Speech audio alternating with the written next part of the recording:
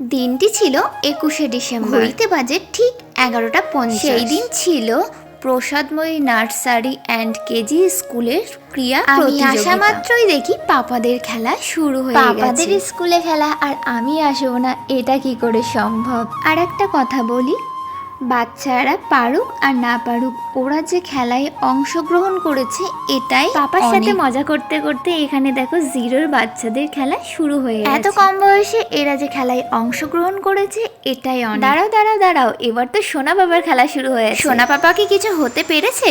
চলো শেষ পর্যন্ত দেখা। খেলা শেষ করে চলে আসলাম পাপাকে নিয়ে। এখানে আসা মাত্রই সোনা পাপা কিন্তু ওর মায়ের কাছে বায়না করতে শুরু করেছে। দাঁড়াও দাঁড়াও বলছি, ওর বায়না করার কারণটা কি? কারণটা তোমরা একটু পরেই জানতে পারবে। খাওয়া শেষ করতে না করতেই চলে আসলাম পুরস্কার নিতে। এইবার কিন্তু বাচ্চাদের পুরস্কার দেওয়ার পালা।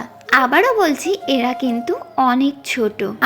আমার বন্ধুদের কাছে একটা প্রশ্ন আছে, তোমরা এত ছোটবেলায় কখনো খেলা করেছো? যদি করে থাকো অবশ্যই একটা কমেন্ট করবে।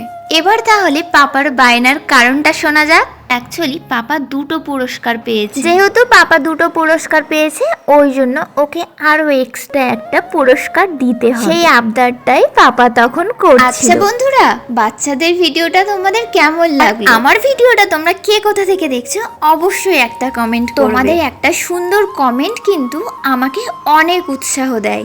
বাড়ি আসা মাত্রই দিদির সাথে ব্যাট বল খেলা শুরু করে দিল। আজকের ভিডিওটা এই পর্যন্তই। ভিডিওটা যদি তোমাদের ভালো লেগে থাকে তো অবশ্যই জানাবে। ততক্ষণে কিন্তু তোমরা খুব খুব ভালো থেকো, সুস্থ থেকো।